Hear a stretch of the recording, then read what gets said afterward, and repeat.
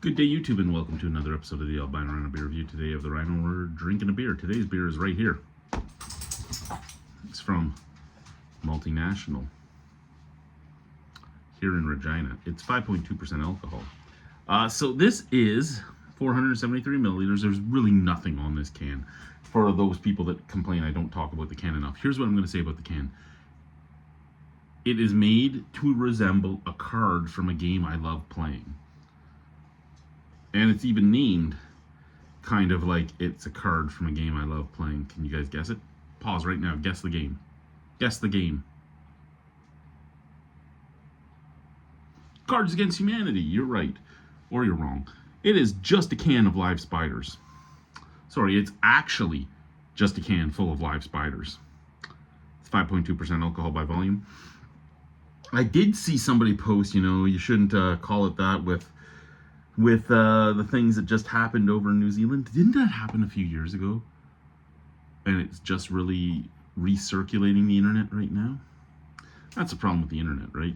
News stories circulate and then they disappear and then they recirculate and people think it could be a fresh thing, but I remember reading something about that type of thing years ago, and I believe we talked about it on a Beer Dweebs United when we used to do Beer Dweebs United. But anyway, this is actually just a can full of live spiders. I love the can. I really do. The can's a 10 out of 10 can. I'll give you that. I'll give you wasted a lot of black ink making this sticker, but I'll give you that is a 10 out of 10 can. 5.2% alcohol by volume.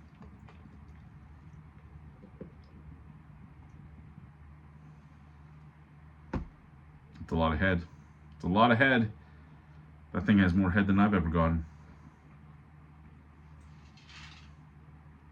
Okay, so you can see the head is somewhat mocha colored. That is super thick. I did pour very aggressively right down the center. So partially my fault. There's not much of a snap, crackle, pop, which leaves me a little perturbed about how long it's going to take for this head to die down. To the point that I might pause you and go take a dump and then come back and see, you know what, we're not going to. We're going to just do this because when I'm done this is my last beer for the night. And then I can go to bed. Okay, it is fading a little faster than I thought it would. That is thick, thick head. It is very nice looking though. And look at the bubbles. It's almost doing like Duvel bubbles. So that would tell me that it wasn't fully my fault, that this thing is just a very heady beer. It is, at least at this point, with only about a third of the can in it, fairly see-through. Nice, like, brassy color. I can see my hand. I can still see my hand. So we're doing pretty good. Snap, crackle, pop is not doing much better.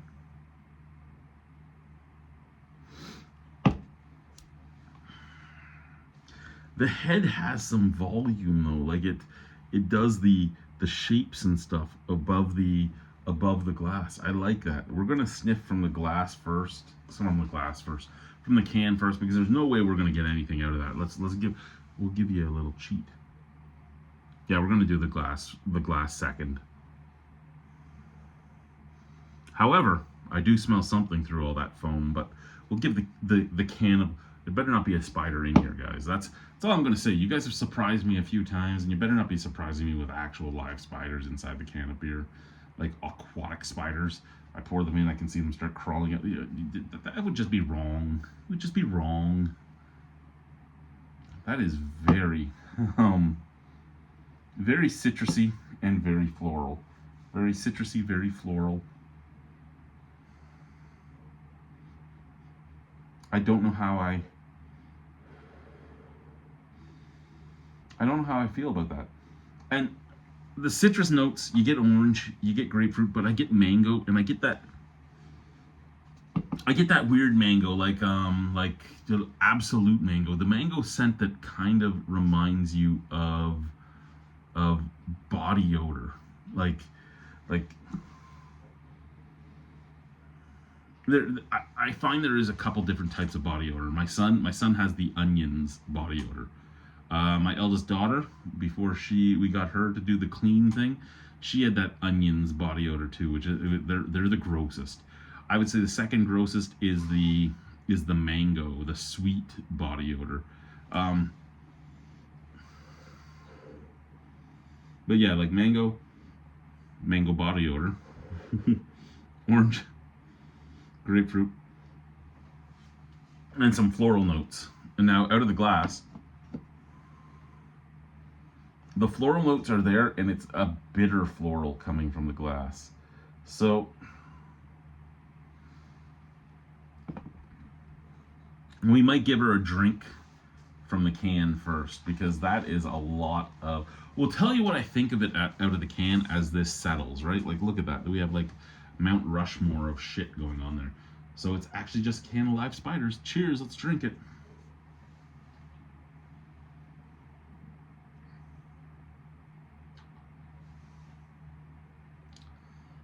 Okay. So here's what I'm going to say. You all know that IPAs and pale ales are some of my least favorite styles, but when I find one I like, I'm really excited. When I find one I can drink, I'm really excited. And I could drink this one, so I'm kind of excited about it. But here's what I'm going to say. The reason I could drink it is the bitterness is more subtle than some IPAs and some pale ales give off. However, the flavors that are coming from this can, and I don't know what it tastes like out of the glass yet, but the flavors that are coming from this can are quite akin to almost every other pale ale available currently. It's very citrusy. It's somewhat floral, somewhat piney, and a little bitter on the back end. It's here's the problem, right? With all the different types of malts out there, all the different types of yeasts out there, all the different types of hops out there, most companies are using the same hops currently for a lot of their pale ales and IPAs as each other. Now, when they go into the boil can be different, the amount they use can be different, but the strains all seem to be very, very, very similar. And that's unfortunate, because it means there's not a lot of variation in the beer itself. There's a lot of the same flavors no matter what you get. It's just whether or not it's more bitter or more aromatic or more flavorful. And I'm getting a lot of flavor out of this. I'm getting a lot of aromatics out of this, and I'm getting a subtle bitterness out of this from the can.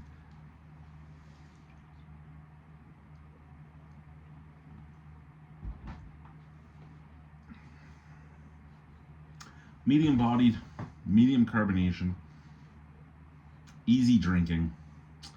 Like I said, citrusy, floral, bit of bitterness, tiniest touch of like that.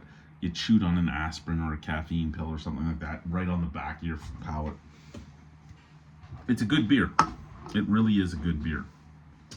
It's not a spectacular beer in that it's not anything, and when I say that, it's not because it's not good. It is really good, and I'm going to be giving this a good mark because I like this and I could drink more of these.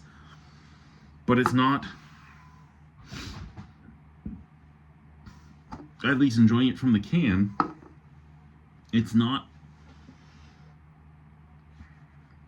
significantly different than a lot of beers on the market. Like I said, a lot of them are using the same hops, right? Like, you're still getting some old school hops getting used in a lot of things. You're seeing a lot of Cascade still, a lot of Centennial, Mosaic, but you're seeing like Azaka, Mutsuku, Cashmere. There's probably 10 different hops that are the main hops used currently in pale ales and IPAs, and it's like rolling the dice on what Galaxy. It's rolling the dice on what you're going to get. To an extent, Nelson Sauvin is starting to come back as well, and it's just every brewery's using a mixture of these same 10 hops, where there's a lot more hops out there that give off a lot more things. Like, you don't see Huell Melon used very often. You don't see Graveyard / Belma, because I'm pretty sure Belma and Graveyard hops are the same hop that they give off almost the exact same characteristics. There's so many different hop characteristics out there, well, hops out there that give off different characteristics that you don't see a lot of. There's even some old ones that I've hated, but I'm at the point where I'd like to see them come back. Like Chinook, how often do you see Chinook? Magnum, even in a stout, you don't find Magnum much anymore. At least not all the time.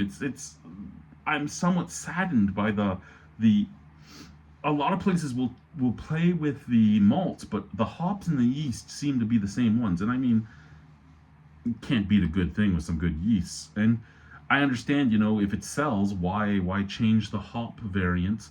But there's just so many things out there to try. You don't see a lot of Medusa hops used.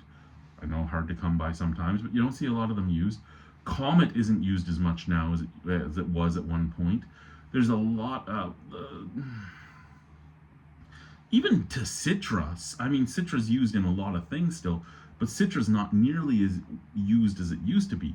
The trends in hops really limit what you're going to get in a pale ale and an IPA, and I think that's what bothers me with pale ales and IPAs. It's because no matter what time period you're in, whatever are the trendy hops at the time is the only thing you're really going to find. And this is a trendy hop beer.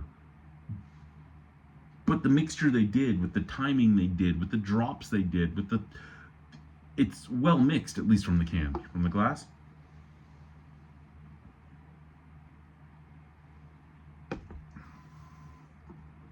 Oh guys, from the glass it's even better. The citrus is more forefronted out of the glass. The floral, more toned down. The bitterness is even more toned down out of the glass. Or my palate has just adapted to it since I finished drinking from the can. Both of which are possible. Like I said, I like this beer. I really like it. I like everything from the can to the scent to the flavor. My complaint is just that this is a brewery that I see experiment quite a bit. A lot of the things they make is great experimentation. They are the one brewery I found here in Regina that is more open to trying different things than most of the others. I mean, they're nowhere near as big as some of the others. Some of the others have much more ability to make bigger and badder things and bigger batches and expand out throughout the province and stuff like that. But these guys seem to be willing to experiment with things in ways that some of the others don't. I mean, Rebellion has made a mustard beer. And they make some other stuff that isn't always made. Pile of Bones made a mild at one point. So there are some breweries in Saskatchewan that do interesting things. But it's just, these guys seem to be more willing to do it. And I think that's where my sadness comes. That there's so many things they could do just by going against the grain and making stuff with different hops than most people use. And I mean, like I said, there's 10 that are interchangeable, and then after that there's another 10 that are very widely used, and then there's a plethora of about 65 fairly easily accessible hops that not a lot of people use anymore. And it's somewhat disappointing. It's disheartening. Anyway, out of 10, this is an 8.25. I really like this beer. It's actually just a can full of live spiders, guys. You should go ahead and get some. Bye.